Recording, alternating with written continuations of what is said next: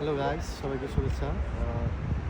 আমি আছি এখন কক্সবাজার সমুদ্র সৈকত সি বিচে। তো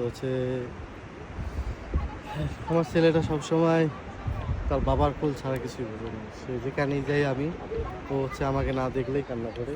সবসময় আমার কাছাকাছি থাকতে, আমি কোথায় যাব সেখানে যেতে চাই। আমি আমি যে জিনিসটা পরবো সেটাও পড়তে চাই। হয়তো বা এটাই হতে পারে বাবা ছেলের ভালোবাসা।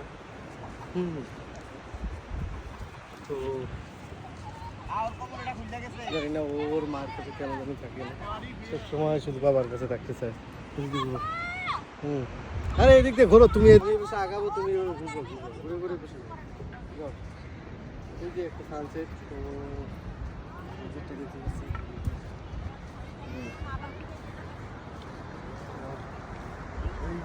কি সুন্দর একটা সানসেট করবো।